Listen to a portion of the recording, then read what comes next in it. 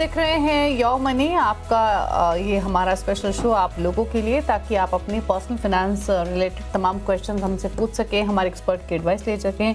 अगर आपके पास किसी भी किस्म का सवाल है, आप अपने पोर्टफोलियो को लेकर राय लेना चाहते हैं, जानना चाहते हैं कैसे गोल्स को पूरा करें, कैसे स्मॉल सेविंग्स के जरिए बड़े सपनों को पूरा कर सकते हैं, तो ये सभी तरीके के सवाल हम एड्रेस करने की कोशिश करते हैं शो में। आप अपने सवाल हमें लिख भेज सकते हैं 7045220000 हमारा व्हाट्सएप नंबर है।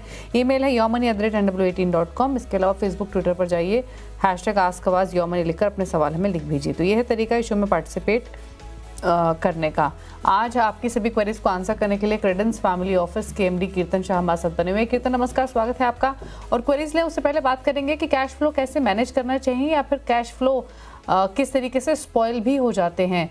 तो बेसिकली आपको कैश फ्लो कैसे मैनेज करना है, कैसे बढ़ा सकते हैं, क्या स्ट्रैटेजी होनी चाहिए, ये समझते हैं कीर्तन से। कीर्तन गुड इवनिंग, बताइए कैश फ्लो होता क्या है, कैसे एक इन्वेस्टर इस कैश फ्लो को मैनेज कर सकता है, अपने खर्चों को ध्यान में रखते हुए, अपने आउटफ्लो को ध्यान में रखते हुए, सेविंग्स को ध्यान में रखते हुए, बताइए। दीपाली जी, सबसे पहले तो कैश फ्लो टिपिकली एक लेखा जोखा है आपकी इनकम का, आपके सेविंग्स का, आपके खर्चों का या आपके इन्वेस्टमेंट का। अब अगर आप कैश फ्लो मैनेज करते हैं तो एज एन इंडिविजुअल मुझे लगता है इसके बहुत सारे फायदे हैं, क्योंकि आप जैसे ही कैश फ्लो मैनेज करना शुरू करेंगे तो आप अपने एक्सपेंसेस पे कंट्रोल ला सकते हैं। आपको पता है कि आपके पास कितना पैसा और कितना खर्चा करना है, जिसकी वजह से एक्सपेंसेस रिड्यूस हो सकते हैं। और क्योंकि एक्सपेंसेस रिड्यूस होंगे तो कैश फ्लो मैनेजमेंट की वजह से आपके पास पैसा बचेगा भी ज्यादा निवेश करने के लिए। और इन सब चीजों के साथ मुझे ऐसा लग रहा है कि जब भी आप कैश फ्लो मैनेज करना शुरू करेंगे तो ये आप में एक डिसिप्लिन ला देगा, क्योंकि आपके पास कोई ऐसा सडन कुछ ऐसी चीज नहीं आ जाएगी जो शायद आपने प्लान नहीं किए, या आपको पता नहीं है इससे क्या करना है। तो मुझे ऐसा लग रहा है कि ये सडननेस भी निकल जाएगी जब आप कैश फ्लो मैनेज करते हो, जिसकी वजह से आप थोड़े से ज्यादा डिसिप्लिन्ड हो जाओगे इन्वेस्टमेंट में, और इसकी वजह से आप अपने गोल्स को जो इन्वेस्टमेंट से रिलेटेड है उसको भी काफी आसानी से अचीव कर पाओगे। तो मुझे ऐसा लग रहा है कि कैश फ्लो मैनेजमेंट बहुत ही इंपॉर्टेंट है, क्योंकि बहुत सारे निवेशक आज प्रोबेबली कमाते तो बहुत ज्यादा है, पर शायद उस कमाई के सामने उतना पैसा निवेश नहीं कर सकते, क्योंकि कैश फ्लो मैनेजमेंट सही नहीं कर पाते। ओके, चलिए, तो कैश फ्लो मैनेज करना कितना इम्पोर्टेंट है, कैसे कर सकते हैं, वो बारीकी आपको कीर्तन ने बताई हैं। चलिए, अब सवाल जवाब के सिलसिले को शुरू करते हैं। और प्रियंका पहली व्यूअर हमारे साथ कनेक्टेड है सवाल पूछने के लिए। प्रियंका गुड इवनिंग, बताइए क्या सवाल है आपका। चलिए, इनकी फ़ोन लाइन कनेक्ट नहीं हो पाई, इनका सवाल ले लेते हैं जो डिटेल्स इन्होंने हमें भेजी थी while sending the question.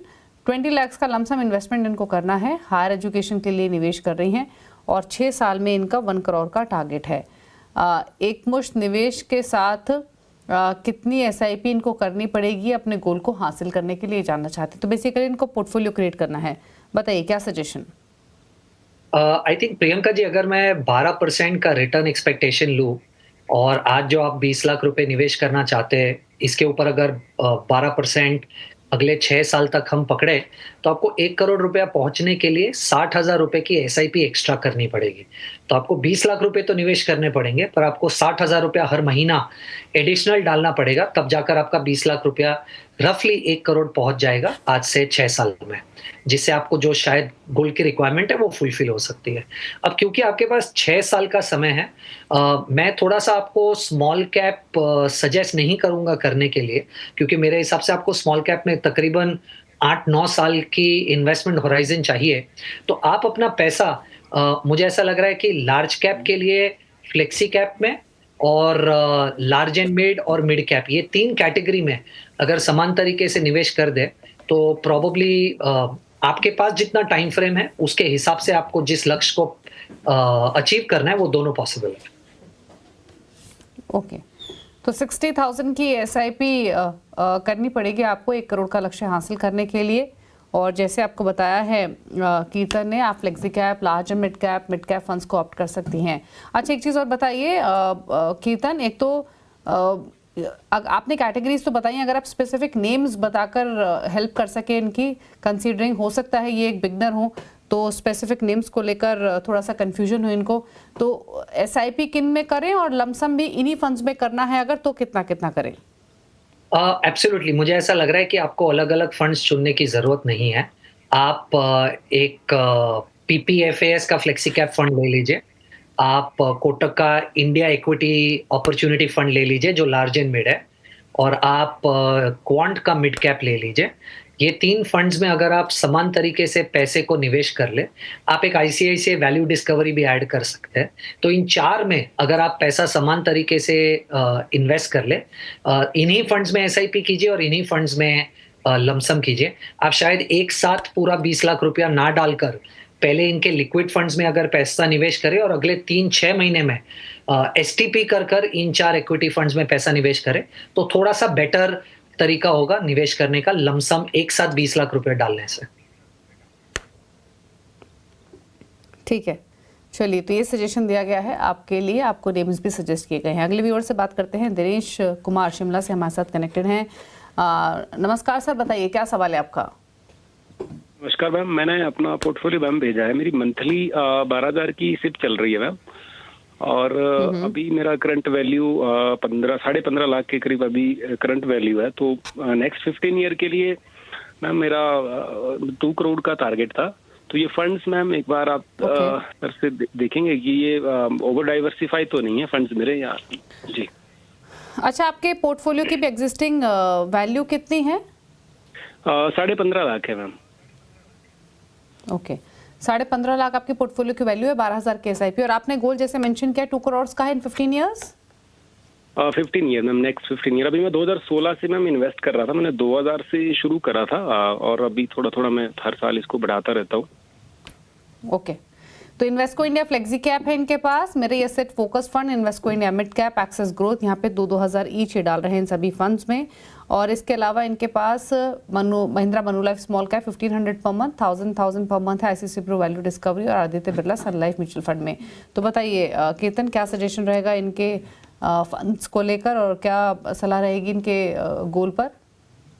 Dinesh ji, सबसे पहले तो आज अगर आपके पास 15,30,000 रुपए है और मैं 12% का रिटर्न एक्सपेक्टेशन गिनूं, तो आज से 15 साल में अगर आपको 2 करोड़ रुपए इकट्ठा करना है, तो आपको आपकी एसआईपी 12,000 से बढ़ाकर 25,000 करनी पड़ेगी। तो या तो आप उसे एक साथ 12,000 से 25,000 इंक्रीज कर दीजिए, या आप हर साल स्टेप अप भी कर सकते हैं, जिससे आप अपने लक्ष्य के करीब पहुंच सकते हैं। पर अगर एक नंबर देना है एसआईपी का, तो आपको 25,000 की एसआईपी करनी पड़ेगी, आपके करंट सिचुएशन को ध्यान में रखकर, अगर आपका लक्ष्य 2 करोड़ को पहुंचना है।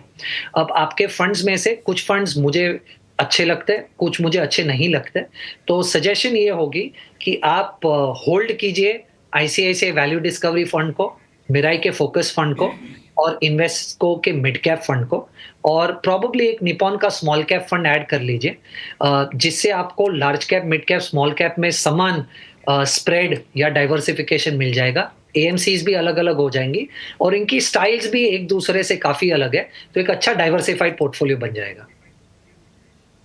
ओके, चलिए, तो इस सलाह आपके पोर्टफोलियो को लेकर दी गई है। बात करते हैं कुछ और क्वेरीज की, और सवाल पूछने के लिए अगले व्यूअर अजय प्रताप बिहार से हमारे साथ कनेक्टेड हैं। अजय जी नमस्कार, बताइए क्या सवाल है आपका? हेलो, बताइए क्या सवाल है आपका? हाँ, मैं एक सेंट्रल एम्प्लॉय हूँ मैडम। मैं पीएफ में 15,000 पर मंथ जमा करता हूँ और एसआईपी है 45,000 का। तो मैं ये पूछना चाहता हूँ कि पीएफ में रहने दो या पीएफ से निकल के कोई म्यूचुअल फंड अच्छा बताएं, वो कौन सा बेटर रहेगा, ये जानना चाहते हैं। तो आपने पीएफ में कितने पैसे डाले हुए हैं फिलहाल? 15,000 रुपये पर मंथ है। अच्छा, तो उसे निकाल के आप एसआईपी करने का प्लान सोच रहे हैं, राइट? ये पूछना चाहते हैं कि कौन सा एसआईपी अच्छा रहेगा कि पीएफ में ही अच्छा रहेगा, और मेरा रिटायरमेंट है 2000। दूसरी बात, आप 2033 में, राइट? जी सर। आपका 2033 में है ना रिटायरमेंट? जी जी जी मैडम जी। अच्छा, एक चीज बताइए, आपने इसके अलावा जो डिटेल्स हमें बताई हैं उसके मुताबिक तो आपके पास 45,000 की और भी एसआईपीज हैं, जिसमें एसबीआई स्मॉल कैप और यूनियन स्मॉल कैप है। हाँ, यूनियन बैंक में 30,000 है और एसबीआई में 15,000 है। तो ये आपकी पर मंथ SIP चल रही है? हाँ, पर मंथ। ओके। और आपके पोर्टफोलियो की वैल्यू कितनी है अभी?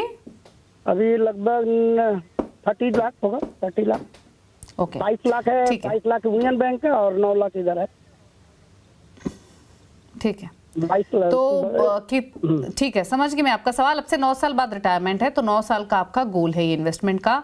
30 लाख पोर्टफोलियो की वैल्यू है, जिसमें ऑलरेडी 45,000 रुपए महीने के SIP कर रहे हैं। 15,000 SBI स्मॉल कैप में, यूनियन स्मॉल कैप में 30,000 पर मंथ। यहाँ इन दोनों फंड्स की मिलाकर 30,000 है। 15,000 ये हर महीने PF में डाल रहे हैं। जानना चाहते हैं कि इस पैसे को भी SIP में इन्वेस्ट कर दे। तीसरा सवाल इनका कि 30 अब से 9 साल बाद कितना कॉर्पस इकट्ठा कर पाएंगे अपने रिटायरमेंट के लिए, बताइए।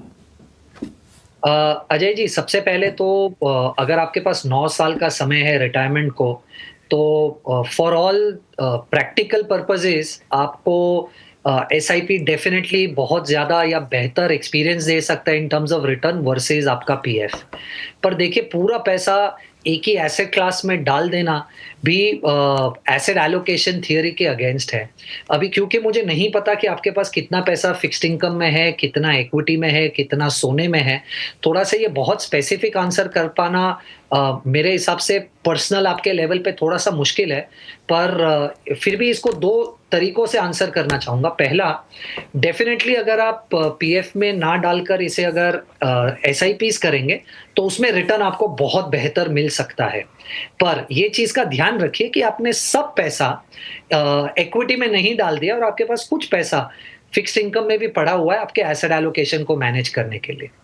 अब आपका दूसरा सवाल, अगर आपके पास आज से 9 साल तक की इन्वेस्टमेंट होराइजन है और आपके पास तकरीबन 29 या 30 लाख रुपया आज इकट्ठा किया हुआ है और आपको 2 करोड़ का लक्ष्य पहुंच सकते हो अगर आप 45,000 रुपीज के SIP प्लस 10% का स्टेप अप करते हैं, जैसे आपने क्वेश्चन में मेंशन किया है। तो 30 लाख प्लस 45,000 के SIP और थोड़ा सा स्टेप अप आपको तकरीबन 9 साल में 2 करोड़ रुपए का इन्वेस्टमेंट पोर्टफोलियो बनाकर दे देंगे। अब इसमें मैं RD और PF में आपके पास जो पैसा है उसकी बात नहीं कर रहा, ये सिर्फ म्यूचुअल फंड का पोर्टफोलियो 2 करोड़ हो जाएगा। आपके पास 2 फंड्स है आज, दोनों फंड्स स्मॉल कैप में है, तो मुझे ऐसा लग रहा है कि आप यूनियन वाले स्मॉल कैप फंड से बाहर निकल जाइए।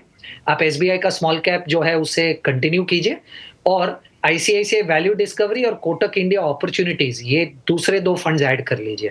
तो आपके पास जो 2 फंड्स है उसमें से यूनियन में से निकल जाइए, SBI होल्ड कीजिए और दूसरे 2 फंड्स जो मैं आपको बता रहा हूँ वो ऐड कीजिए और ट्राई कीजिए कि आप समान पैसा इन तीनों फंड्स में निवेश कर रहे हैं। ओके, चलिए, तो सलाह दी गई आपके पोर्टफोलियो को लेकर 2 करोड़ का कॉर्पस आप इकट्ठा कर लेंगे 12% के रिटर्न के हिसाब से। 4 फंड्स आप एटलीस्ट रखें, तो आपको सजेशन भी दिया गया है आपके पोर्टफोलियो को लेकर, अकॉर्डिंगली आप चेंजेस कर सकते हैं। बात करेंगे अब अगले व्यूअर से। आनंद कृष्ण राजस्थान से हमारे साथ कनेक्टेड हैं और सवाल पूछने के लिए। आनंद जी नमस्कार, बताइए क्या सवाल है आपका। नमस्ते मैडम, मैंने मैडम अपना पोर्टफोलियो आपको सेंड किया है, तो उसका एक तो मैडम रिव्यू करना है और मुझे उस पोर्टफोलियो में 2 फंड, एक तो एक्सिस मिड कैप और मेरा asset large and mid cap, इन दोनों फंड्स में मुझे लग रहा है कि मिड कैप में मेरा ओवरलैप हो रहा है, तो इन दोनों की जगह क्या मैं सारा एक्सिस मिड कैप में शिफ्ट कर लूं अपना पैसा?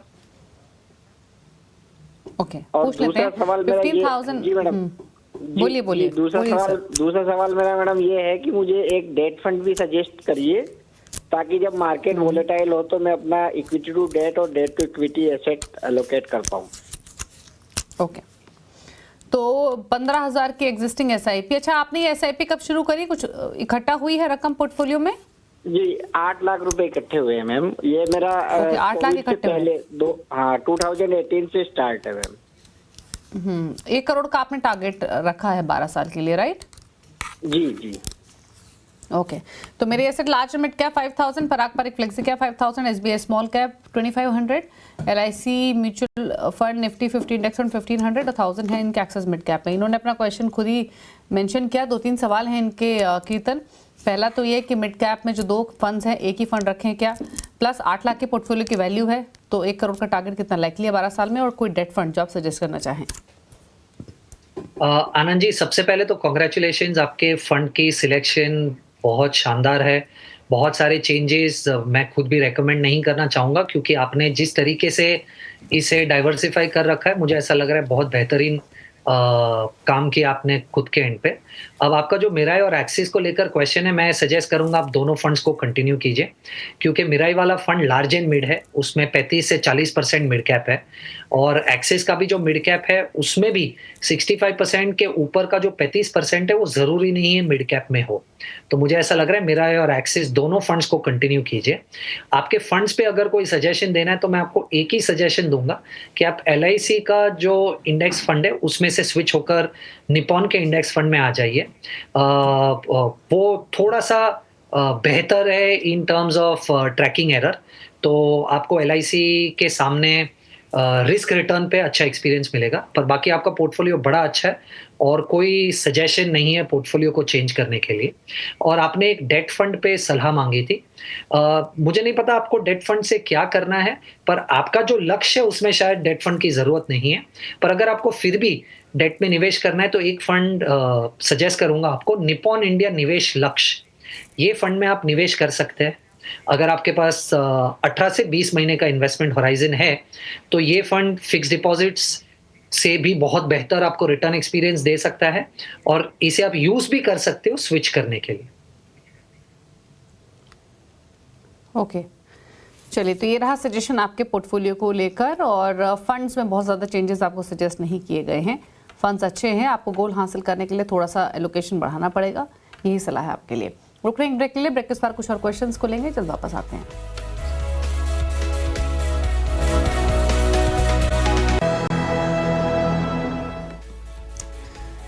आप देख रहे हैं योर मनी, कीर्तन शाह हमारे साथ बने हुए अभी क्वेरीज को आंसर करने के लिए। सवाल लेते हैं कुछ और। एक ईमेल के थ्रू राहुल ने हमें सवाल भेजा है पंजाब से। इनका सवाल है लमसम इन्वेस्टमेंट को लेकर। 50 लाख का लमसम इन्वेस्टमेंट करना है, ETFs बेटर रहेंगे या फंड्स जानना चाहते हैं, और साथ ही ये भी समझना चाहते हैं कि ETF और म्यूचुअल फंड्स में डिफरेंस क्या होता है और रिटर्न्स कौन सी कैटेगरी ऑफ इन्वेस्टमेंट में ज़्यादा मिलता है। साथ ही इनको SWP के लिए निवेश करना है। तो इनके इनफैक्ट 2-3 सवाल हो गए। पहले तो ये बताइए कीर्तन की ETFs क्या होते हैं, बाकी व्यूअर्स के लिए भी इनफैक्ट इंपॉर्टेंट रहेगा जो बिगनर्स हैं, और साथ ही ETFs और म्यूचुअल फंड्स में डिफरेंस क्या है, और उसके बाद इनके निवेश पर आपकी सलाह। अनिल जी, सबसे पहले तो ETFs भी म्यूचुअल फंड्स ही है।